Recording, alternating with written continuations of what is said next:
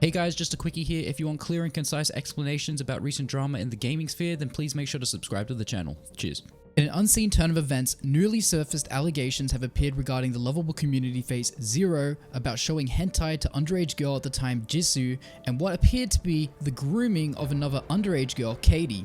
I would just like to warn the people at home watching, the end of this video is very personal and involves drama relating to Zero's youth and the abuse he suffered. Zero, an absolute legend in the Smash community and touted as one of the most positive players in the scene, is regarded as one of the best players in modern Smash history. Zero was mainly known for his insane streak during Smash 4 where he went largely undefeated most of his career. Needless to say, this player doesn't need much of an introduction. Previously, Zero had released a statement addressing the allegations brought forward from Jisoo. In it, he details with receipts that he doesn't remember nor believe that he showed Jisoo the photos of hentai and claims that as they were living with 10 people at the time, it wouldn't make sense for Zero to show someone something like that unless as a joke to his friend Mewtwo King. The document itself is very long and details many messages between himself and Jisoo that paints a picture of innocence for Zero. However, a day later, a person under the Twitter handle Jez replies to the tweet of Zero claiming that they shared a room together and for Zero to take full responsibility about something, otherwise she will come out with her own statement in 24 hours. Leffen also released his own statement detailing that during an event in 2013 when Zero was 17 at the time, Zero was showing Japanese players explicit hentai on his laptop. To go even further, a person named Katie had come out and claimed in a twit-longer post that Zero had been grooming her over Skype when she was only 14 years old and even had screenshots to prove it. She also claims that in the conversations, Zero would ask her to do sexual things like masturbate and send him photos, but screenshots of that exact conversation are not included as she likely felt embarrassed at the time and deleted the message. 2 hours after Jez replied to Zero, Zero then releases another statement. In it, he states that he wants to take ownership and apologize to Jisoo, Katie, and Leffen for his actions.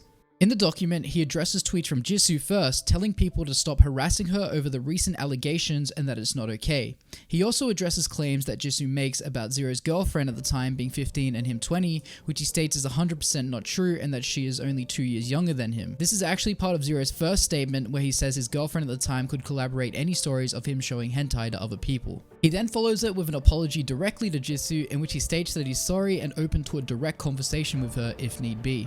Zero then moves on to the statement made by Leffen in which he claims is true, although he mentions that the hentai was not explicit in his eyes and would vary from person to person in terms of definition. He says that he showed the older Japanese players the content as a form of joke, trying to fit in with the foreign Smash players. The next thing that he addresses is Katie's statement. In this section, he clarifies that himself and Katie have never met nor sent any graphic images of any capacity. He also claims that upon initial talks, he had no idea what age she was until she told him later on, and he felt disgusted immediately after learning that. In the first picture, it seems that she had sent him a photo of herself and he calls her adorable. Zero laments this fact and says he regrets it so much. In the second photo, Katie then goes on to say, "Not bad for a 14-year-old girl, huh?"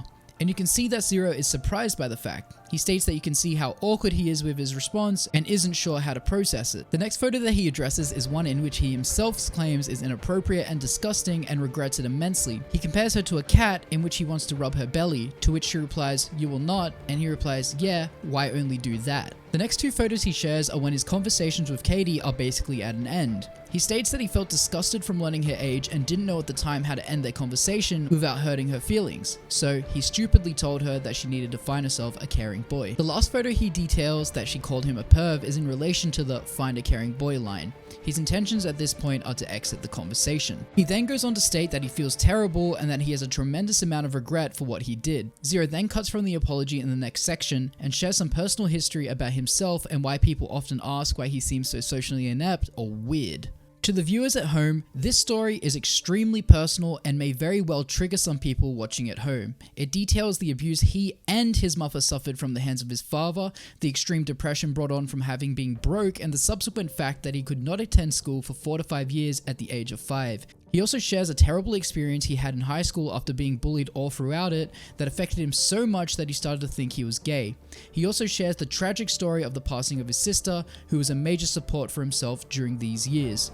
The reason why I'm not going to list the complete story in this video is because I feel like if you want to read the whole thing, then you should follow the link in the description and scroll to the bottom. It's a very tragic story, and if you are a fan of Zero, it'll open your eyes to what he had to overcome to become the person he is today. I feel like it's important for all of you to know that some people are who they are because of the experiences they had during their childhood, and it isn't often entirely their fault. Zero, at the end of his document, says that moving forward, he's going to take time to self-reflect and improve himself as a person.